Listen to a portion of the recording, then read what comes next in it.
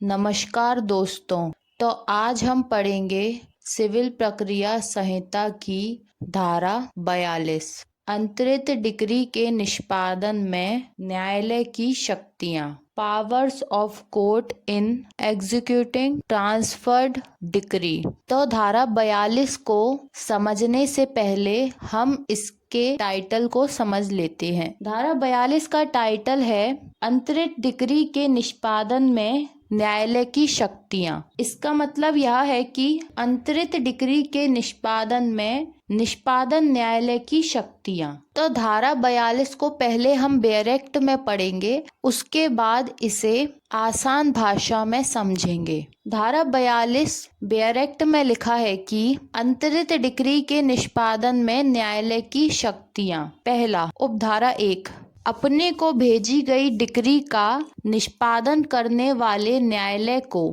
ऐसी डिक्री के निष्पादन में वे ही शक्तियाँ होंगी जो उसकी होती यदि वह उसके ही द्वारा पारित की गई होती। वे सभी व्यक्ति जो डिक्री की अवज्ञा करते हैं या उसके निष्पादन में बाधा डालते हैं, ऐसे न्यायालय द्वारा उसी रीति से दंडनीय होंगे मानो डिक्री उसने ही पारित की हो, और ऐसी डिक्री के निष्पादन में उसका आदेश अपील के बारे में उन्हीं नियमों के अधीन रहेगा मानो डिक्री उसके ही द्वारा पारित की गई हो। तो अब हम पहले उपधारा 1 को आसान भाषा में समझते हैं। धारा 42 अंतरित डिक्री के निष्पादन में निष्पादन करते समय निष्पादन न्यायालय को क्या क्या शक्तियाँ होंगी यह हमें बताती है। धारा 42 उपधारा 1, धारा 42 कहती है कि अपने को भेजी गई मतलब अपने को अंतरण द्वारा भेजी गई डिक्री का निष्पादन करने में निष्पादन करने वाले न्यायालय को ऐसी डिक्री का निष्पादन करने में वे ही शक्तियाँ होंगी जो उसकी होती यदि वह डिक्री उसके ही द्वारा पारित की गई होती। वे सभी व्यक्ति जो डिक्री की अवज्ञा करते हैं, मतलब डिक्री में लिखी हुई बातों को नहीं मानते हैं और ना ही उनका पालन करते हैं, या फिर डिक्री के निष्पादन में बाधा डालते हैं, मतलब जब डिक्री का पालन या निष्पादन किया जाना है तब उसके निष्पादन में परेशानी खड़ी कर देते हैं। तो ऐसे व्यक्ति ऐसे निष्पादन न्यायालय के द्वारा उसी रीति से मतलब उसी प्रक्रिया से दंडनीय होंगे, यानी उन्हें दंड दिया जाएगा मानो डिक्री उस निष्पादन न्यायालय ने ही पारित की हो। और ऐसी डिक्री के निष्पादन में निष्पादन न्यायालय द्वारा दिया गया कोई भी आदेश या कोई भी निर्णय, यदि ऐसे आदेश या ऐसे निर्णय की अपील की जाती है तो ऐसे निष्पादन न्यायालय द्वारा दिया गया कोई भी निर्णय या कोई भी आदेश अपील के बारे में उन्हीं नियमों के अधीन रहेगा मानो वह डिक्री जिसके निष्पादन का कार्य निष्पादन न्यायालय कर रहा है, वह डिक्री उस निष्पादन न्यायालय के द्वारा ही पारित की गई हो। तो यह थी उपधारा 1। इसके बाद आती है सिविल प्रक्रिया संहिता की धारा 42 की उपधारा 2। तो उपधारा 2 को पहले हम डायरेक्ट में पढ़ेंगे, उसके बाद इसे आसान भाषा में समझेंगे। उपधारा 2 डायरेक्ट में लिखा है कि उपधारा 1 के उपबंधों की व्यापकता पर प्रतिकूल प्रभाव डाले बिना उस उपधारा के अधीन न्यायालय की शक्तियों के अंतर्गत डिक्री पारित करने वाले न्यायालय की निम्नलिखित शक्तियां होंगी। अर्थात तो पहले हम उपधारा 2 की इन 2 लाइनों को आसान भाषा में समझ लेते हैं, उसके बाद क ख ग को आसान भाषा में समझेंगे। धारा 42 उपधारा 2 उपधारा 1 में जो उपबंध दिए गए हैं उनकी व्यापकता मतलब उनका जहां तक विस्तार है उस विस्तार पर कोई भी प्रतिकूल यानी कोई भी विपरीत प्रभाव डाले बिना क्या होगा, उस उपधारा यानी उपधारा 1 के अधीन रहते हुए न्यायालय की शक्तियों के अंतर्गत डिक्री पारित करने वाले न्यायालय की यह भी जो उपधारा 2 के क ख ग में बताई गई है यह भी निम्नलिखित शक्तियां होंगी। उपधारा 2 में दी गई शक्तियां उपधारा उपधारा 1 में दी गई शक्तियों के अतिरिक्त हैं और यह उपधारा 3 में दी गई शर्त के अधीन है, अर्थात उपधारा 2 में दी गई शक्तियां शर्त युक्त हैं। मतलब उपधारा 2 में दी गई शक्तियों का प्रयोग निष्पादन न्यायालय तभी कर सकेगा जब वह उपधारा 3 में बताई गई शर्त को पूरा करता है। धारा 42 उपधारा 2 का पॉइंट। तो का पॉइंट को पहले हम बेयर एक्ट में पढ़ते हैं, उसके बाद इसे आसान भाषा में समझेंगे। उपधारा 2 का पॉइंट बेयर एक्ट में लिखा है कि धारा 39 के अधीन किसी अन्य न्यायालय को निष्पादन के लिए डिक्री भेजने की शक्ति। पॉइंट का या उपखंड का बात करता है कि धारा 39 के अधीन, तो धारा 39 में दिया गया है डिक्री का अंतरण। तो धारा 39 के अधीन किसी अन्य न्यायालय को निष्पादन के लिए डिक्री को भेजने यानी डिक्री का अंतरण करने की शक्ति। अब हम पॉइंट का को आसान भाषा में समझ लेते हैं। निष्पादन न्यायालय या तो स्वप्रेरण से या फिर डिक्रीधारी मतलब जिसके हक में डिक्री पारित की गई है उसके आवेदन पर ऐसी डिक्री को किसी अन्य न्यायालय को निष्पादन के लिए भेज सकता है। धारा 39 में दिए गए किसी आधार पर निष्पादन के लिए भेज सकता है। मतलब धारा 39 में जो आधार दिए गए हैं उनमें से किसी भी आधार पर किसी अन्य न्यायालय को डिक्री निष्पादन के लिए भेजी जा सकती है। यदि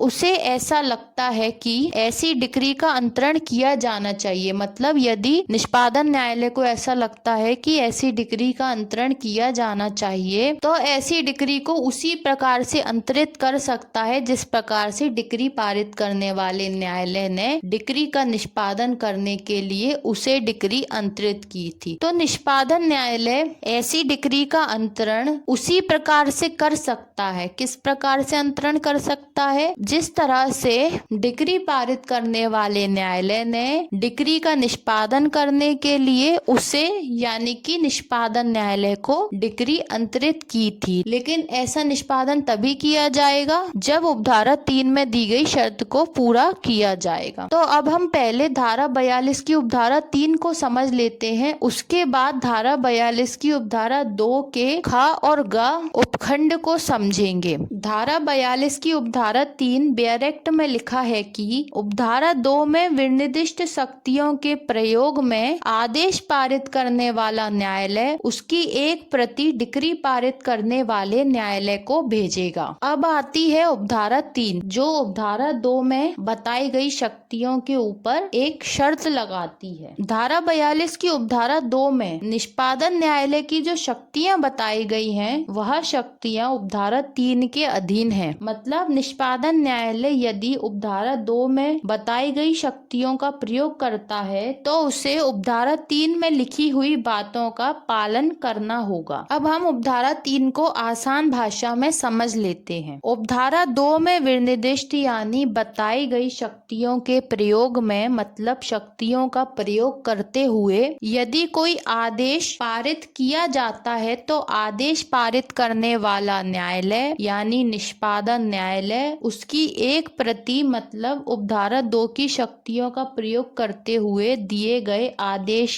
की एक प्रति एक कॉपी उस डिक्री पारित करने वाले न्यायालय को भेजेगा। तो उपधारा 3 हमें यह बताती है कि यदि निष्पादन न्यायालय उपधारा 2 में बताई गई शक्तियों का प्रयोग करता है तो उपधारा 2 में बताई गई शक्तियों के प्रयोग में यदि निष्पादन न्यायालय के द्वारा कोई आदेश दिया जाता है या फिर कोई निर्णय दिया जाता है तो उस निर्णय उस आदेश की एक प्रति एक कॉपी उसे उस डिक्री को पारित करने वाले न्यायालय के पास भेजनी होगी। यह एक आवश्यक शर्त है। जब भी निष्पादन न्यायालय उपधारा 2 में शक्तियों का प्रयोग करेगा तो उसे इस शर्त का पालन करना होगा। इसके बाद आती है धारा 42 की उपधारा 2 का ख पॉइंट। तो पॉइंट ख को पहले हम बेयर एक्ट में पढ़ेंगे, उसके बाद इसे आसान भाषा में समझेंगे। पॉइंट ख बेयर एक्ट में लिखा है कि धारा 50 के अधीन मृत निर्णित ऋणी के विधिक प्रतिनिधि के विरुद्ध डिक्री का निष्पादन करने की शक्ति शक्ति। इसका मतलब यह हुआ कि धारा 50 बात करती है विधिक प्रतिनिधि की, और विधिक प्रतिनिधि का कार्य कब शुरू होता है, जब उस व्यक्ति की, जिस व्यक्ति का वह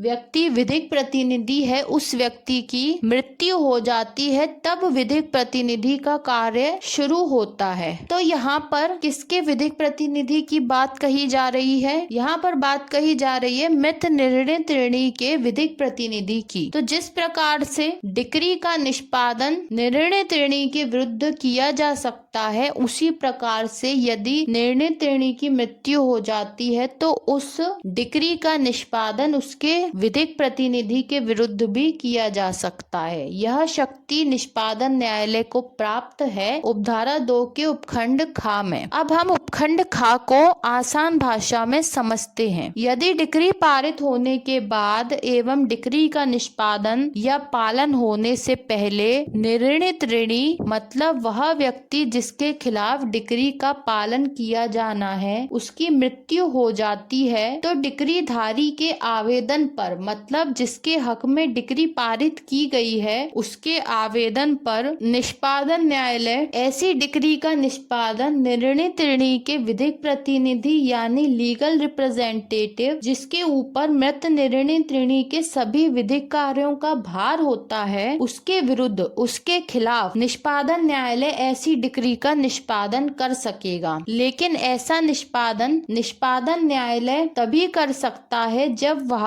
उपधारा 3 में बताई गई शर्त को पूरा कर देता है। और उपधारा 3 बात करती है कि निष्पादन न्यायालय के द्वारा दिया गया कोई भी आदेश या कोई भी निर्णय उसकी एक प्रति एक कॉपी को डिक्री पारित करने वाले न्यायालय को भेजा जाना। तो निष्पादन न्यायालय द्वारा जब मृत निर्णय त्रिणी के विधिक प्रतिनिधि के विरुद्ध डिक्री का निष्पादन किया जाएगा, तो उस डिक्री के निष्पादन की एक कॉपी एक प्रति उसे डिक्री पारित करने वाले न्यायालय को भेजनी होगी। इसके बाद आती है धारा 42 की उपधारा 2 का उपखंड गा, जिसे हम पहले बेयर एक्ट में पढ़ते हैं, फिर इसे आसान भाषा में समझेंगे। उपखंड गा बेयर एक्ट में लिखा है कि डिक्री को कुर्क करने का आदेश देने की शक्ति।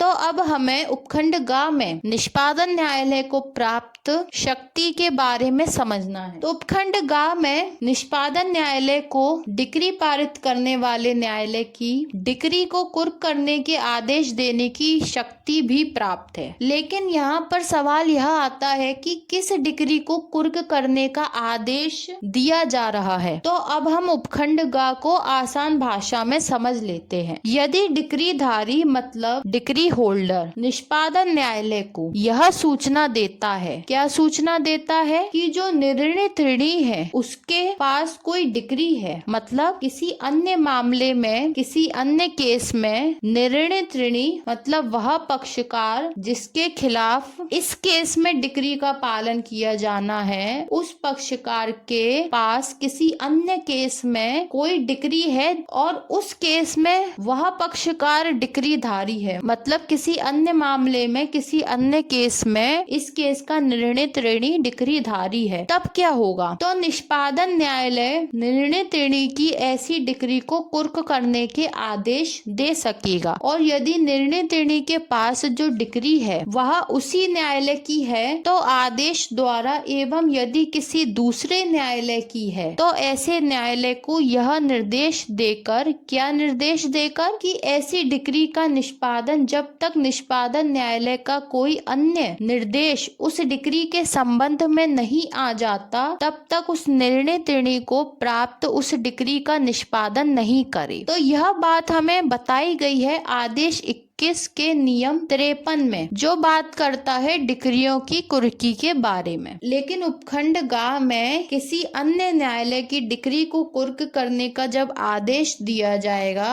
तो ऐसे आदेश की एक प्रति एक कॉपी उपधारा 3 के अनुसार उस डिक्री को पारित करने वाले न्यायालय को भेजनी होगी। तो यह थी धारा 42 की उपधारा 2। तो उपखंड गा में जिस डिक्री को कुर्क करने की बात कही जा रही है वह डिक्री किसी अन्य मामले में दी गई डिक्री है जिस मामले में निर्णीत ऋणी डिक्री धारी है। तो जब तक इस मामले में जिसमें निर्णीत ऋणी के विरुद्ध डिक्री का पालन किया जाना है इसकी डिक्री का निष्पादन नहीं हो जाता तब तक जिस मामले में निर्णीत ऋणी डिक्री धारी है उस डिक्री को कुर्क कर लिया जाएगा, जब्त कर लिया जाएगा। इसके बाद आती है धारा 42 की उपधारा 4 जिसे हम पहले ब्यारेक्ट में पढ़ेंगे, उसके बाद इसे आसान भाषा में समझने का प्रयास करेंगे। धारा 42 की उपधारा 4 ब्यारेक्ट में लिखा है कि इस धारा की किसी बात से यह नहीं समझा जाएगा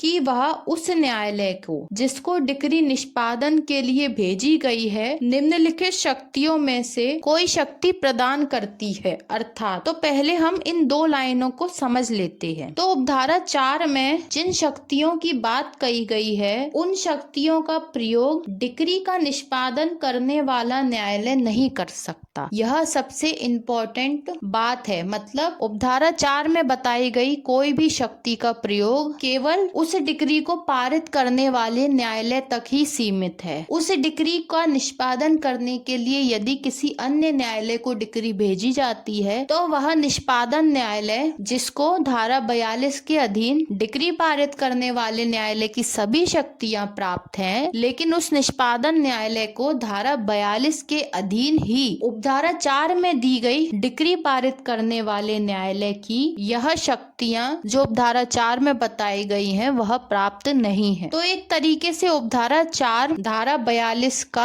अपवाद है, यानी उपधारा 4 में बताई गई शक्तियों का प्रयोग निष्पादन न्यायालय नहीं कर सकता। अब हम उपधारा 4 को आसान भाषा में समझते हैं। तो उपधारा 4 में लिखा है इस धारा मतलब धारा 42 की किसी बात से यह नहीं समझा जाएगा, क्या नहीं समझा जाएगा, कि वह कौन, धारा 42 उस न्यायालय किस न्यायालय जिसको डिक्री निष्पादन के लिए भेजी गई है उस न्यायालय को निम्नलिखित शक्तियों में से कोई भी शक्ति प्रदान करती है। मतलब कि धारा 42 जो निष्पादन न्यायालय को डिक्री पारित करने वाले न्यायालय की सभी शक्तियां प्रदान करती है, वह धारा 42 निष्पादन न्यायालय को उपधारा 4 में बताई गई डिक्री पारित करने वाले न्यायालय की कोई भी शक्ति प्रदान नहीं करती है। इसके बाद आता है उपधारा 4 का उपखंड का और खा जो हमें उन शक्तियों के बारे में बताता है। तो पहले हम उपखंड का को ब्यारेक्ट में पढ़ेंगे, उसके बाद इसे आसान भाषा में समझेंगे। उपखंड का ब्यारेक्ट में लिखा है कि डिक्री के अंतरिति की प्रेरणा से निष्पादन का आदेश देने की शक्ति। अब हम उपखंड का को आसान भाषा में समझते हैं। तो उपखंड का में लिखा है कि डिक्री के अंतरिति की प्रेरणा से निष्पादन का आदेश देने की शक्ति। मतलब डिक्री के अंतरिति यानी जिसने डिक्री का अंतरण करवाया है वह व्यक्ति डिक्रीदार। तो डिक्रीदार की प्रेरणा से यानी डिक्रीदार के आवेदन पर डिक्री के निष्पादन का आदेश देने की शक्ति। मतलब डिक्रीधारी ने यदि आवेदन के द्वारा डिक्री का अंतरण करवा दिया है और डिक्रीधारी यदि उस डिक्री का निष्पादन करवाना चाहता है तो निष्पादन न्यायालय ऐसी डिक्री के निष्पादन का आदेश नहीं दे सकेगा। इसके लिए डिक्री के अंतरिति को डिक्री पारित करने वाले न्यायालय के यहाँ ही आवेदन करना होगा। मतलब कि डिक्री का अंतरण करने के बाद उसके निष्पादन के लिए आवेदन डिक्री पारित करने वाले न्यायालय में ही लगाया जा सकता है। जो न्यायालय डिक्री का निष्पादन कर रहा है वह न्यायालय डिक्री के निष्पादन का आदेश नहीं दे सकता। निष्पादन न्यायालय केवल डिक्री का निष्पादन करवाता है, मतलब केवल डिक्री को एग्जीक्यूशन करवाता है, केवल डिक्री का पालन करवाता है। निष्पादन न्यायालय के द्वारा डिक्री के निष्पादन का आदेश नहीं दिया जा सकता। डिक्री के निष्पादन का आदेश केवल डिक्री पारित करने वाले न्यायालय के द्वारा ही दिया जा सकता है। तो यह शक्ति केवल डिक्री पारित करने वाले न्यायालय को प्राप्त है, यह शक्ति निष्पादन न्यायालय को प्राप्त नहीं है। इसके बाद आता है धारा 42 की उपधारा 4 का उपखंड खा, जिसे हम पहले ब्रैकेट में पढ़ेंगे, उसके बाद इसे आसान भाषा में समझेंगे। उपखंड खा ब्रैकेट में लिखा है कि किसी फर्म के विरुद्ध पारित डिक्री की दशा में आदेश 21 के नियम 50 के उपनियम 1 के खंड खा या खंड गा में निर्दिष्ट व्यक्ति से भिन्न किसी व्यक्ति के विरुद्ध ऐसी डिक्री के निष्पादन की इजाजत देने की शक्ति। अब हम उपखंड खा को आसान भाषा में समझ लेते हैं। धारा 42 की उपधारा 4 के उपखंड खा के अनुसार निष्पादन न्यायालय के पास यह शक्ति नहीं होती कि वह किसी फर्म या किसी कंपनी के विरुद्ध पारित डिक्री की दशा में, मतलब किसी फर्म या किसी कंपनी के खिलाफ यदि कोई डिक्री पारित की गई है तो ऐसी पारित डिक्री की दशा में आदेश 21 नियम 50 के उपनियम 1 के उपखंड खा एवं गा में निर्दिष्ट व्यक्ति, यानी आदेश 21 के नियम 50 के उपनियम 1 के उपखंड खा और गा में जो व्यक्ति निर्दिष्ट किए गए हैं, जो व्यक्ति बताए गए हैं, ऐसे व्यक्ति से भिन्न, मतलब ऐसे व्यक्ति से अलग व्यक्ति के विरुद्ध खिलाफ ऐसी डिक्री के निष्पादन किए जाने की इजाजत यानी परमिशन दे सके। तो निष्पादन न्यायालय को यह शक्ति नहीं होती कि वह आदेश 21 के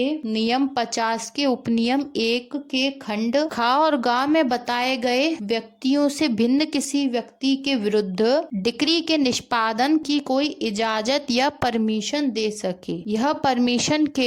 यह इजाजत केवल डिक्री पारित करने वाले न्यायालय के द्वारा ही दी जा सकती है। इसके अलावा कोई भी न्यायालय डिक्री के निष्पादन के लिए इजाजत परमिशन नहीं दे सकता। यह शक्ति केवल डिक्री को पारित करने वाले न्यायालय को ही प्राप्त है। तो इस तरह से हमको देखने को मिलता है कि जो उपधारा 4 है वह धारा 42 का अपवाद है, क्योंकि धारा 42 में दी गई डिक्री पारित करने वाले न्यायालय की सारी शक्तियां निष्पादन न्यायालय को भी प्राप्त है, लेकिन केवल उपधारा 4 में बताई गई डिक्री पारित करने वाले न्यायालय की शक्तियां निष्पादन न्यायालय को प्राप्त नहीं है। तो इस तरह से हमें पता चलता है कि उपधारा 42 को 3 भागों में बांटा गया है, या उपधारा 42 के 3 भाग हैं। उपधारा 42 का जो पहला भाग है वह बात करता है कि अंतर्वर्ती न्यायालय यानी निष्पादन न्यायालय को भेजी गई डिक्री का निष्पादन उसी प्रकार से कर सकेगा जैसे कि डिक्री पारित करने वाला न्यायालय करता है। इसका मतलब यह हुआ कि निष्पादन न्यायालय को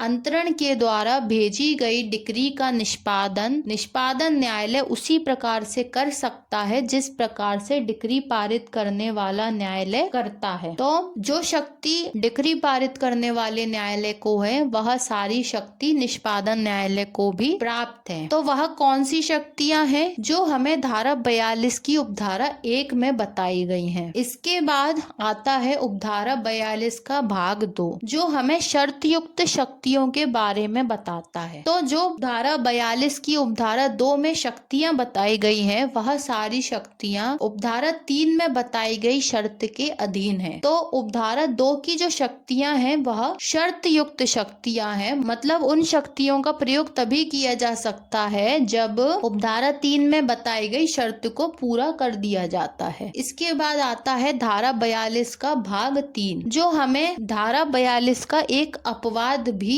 देता है। तो धारा 42 का भाग 3 हमें वह शक्तियां बताता है जो केवल डिक्री पारित करने वाले न्यायालय को ही प्राप्त है और उन शक्तियों का प्रयोग कोई अन्य न्यायालय नहीं कर सकता, यानी उन शक्तियों का प्रयोग निष्पादन न्यायालय नहीं कर सकता। तो यह हमें पढ़ने को मिलता है धारा 42 की उपधारा 4 में, मतलब उपधारा 4 में बताई गई शक्तियां केवल डिक्री पारित करने वाले न्यायालय के द्वारा ही प्रयोग की जा सकती हैं। डिक्री का निष्पादन करने वाला न्यायालय उपधारा 4 में बताई गई शक्तियों का प्रयोग नहीं कर सकता। तो इस तरह से धारा 42 को 3 भागों में बांटा गया है। भाग 1 में जो शक्तियां हैं उनका प्रयोग जिस तरह से डिक्री पारित करने वाला न्यायालय कर सकता है उसी तरह से डिक्री का निष्पादन करने वाला न्यायालय भी कर सकता है। भाग 2 में है वह शक्तियां जो शर्त के अधीन हैं, मतलब पहले शर्त पूरी की जाएगी तब उन शक्तियों का प्रयोग डिक्री का निष्पादन करने वाला न्यायालय कर सकता है। मतलब निष्पादन न्यायालय के द्वारा यदि उपधारा 2 में दी गई शक्तियों का प्रयोग किया जाता है तो ऐसे निष्पादन न्यायालय को उपधारा 3 में बताई गई शर्त, उपधारा 3 में शर्त दी गई है कि निष्पादन न्यायालय यदि कोई आदेश या निर्णय देता है तो उसे उस आदेश या निर्णय की एक कॉपी, एक प्रति उस डिक्री पारित करने वाले न्यायालय को भी भेजनी होगी। तो यह शर्त का पालन करना होगा। मतलब उपधारा 2 में दी गई शक्तियों का प्रयोग करने के लिए उपधारा 3 में दी गई शर्तों का पालन करना होगा। इसके बाद आता है भाग 3 जो हमें उन शक्तियों के बारे में बताता है जो केवल डिक्री पारित करने वाले न्यायालय को ही प्राप्त है और उनका प्रयोग डिक्री के निष्पादन करने वाला न्यायालय नहीं कर सकता। तो भाग 3 और उपधारा 4 एक तरह से धारा 42 का एक अपवाद है, क्योंकि धारा 42 बात करती है निष्पादन न्यायालय की शक्तियों के बारे में और उपधारा 4 हमें उन शक्तियों के बारे में बताती है जो निष्पादन न्यायालय को प्राप्त नहीं है। तो धारा 42 की उपधारा 4 धारा 42 का एक अपवाद है। अब हम यह समझते हैं कि सिविल प्रक्रिया संहिता में धारा 42 को लाने के पीछे का क्या उद्देश्य है। तो धारा 42 को लाने के पीछे का सीधा सा उद्देश्य यह है कि कई बार ऐसी परिस्थितियां उत्पन्न हो जाती हैं, डिक्री को पारित करने वाला न्यायालय अलग होता है और डिक्री पारित करने वाला न्यायालय उस डिक्री को निष्पादन के लिए किसी अन्य न्यायालय को भेजता है। तो जब डिक्री पारित करने वाला न्यायालय डिक्री को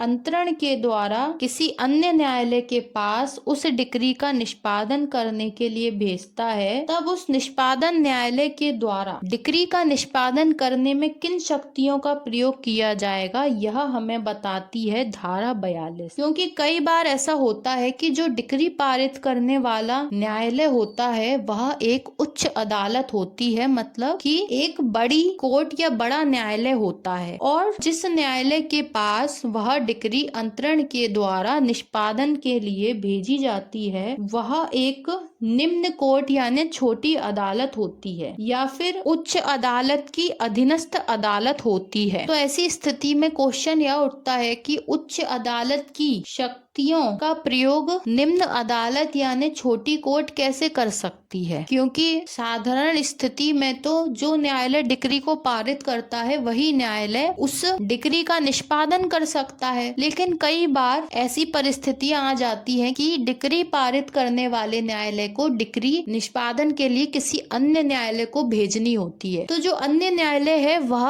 उस न्यायालय से छोटा है जिसने उस डिक्री को पारित किया है। तो ऐसी स्थिति में डिक्री पारित करने वाले न्यायालय की शक्तियां हैं वह निष्पादन न्यायालय को किस प्रकार से प्राप्त हो सकती हैं। तो इस क्वेश्चन का जवाब हमें देती है धारा 42। इसके लिए हम एक उदाहरण देख लेते हैं। मान लीजिए कि जो डिक्री पारित करने वाला न्यायालय है वह है जिला न्यायालय मतलब डिस्ट्रिक्ट कोर्ट, और ऐसा न्यायालय मतलब डिस्ट्रिक्ट कोर्ट जिसके द्वारा डिक्री पारित की गई है ऐसी डिक्री को निष्पादन के लिए अपने अधीनस्थ न्यायालय यानी सिविल जज उसको अंतरित कर देता है। तो ऐसी अंतरिती न्यायालय यानी जो सिविल न्यायालय है जूनियर डिवीजन, तो ऐसे अंतरिती न्यायालय को डिक्री के निष्पादन में वही सारी शक्तियां प्राप्त होंगी जो जिला न्यायालय को प्राप्त हैं। तो यह हमें बताती है धारा 42। एक तरह से देखा जाए तो जो जिला न्यायालय होता है वह उच्च न्यायालय है, बड़ा न्यायालय है, और जो सिविल जज के कोर्ट होते हैं वह होते हैं निम्न अदालतें यानी छोटी अदालतें, छोटे कोर्ट। तो ऐसे निम्न अदालत में भेजी गई डिक्री का निष्पादन किस प्रकार से किया जाएगा। तो निम्न अदालत या छोटी कोर्ट को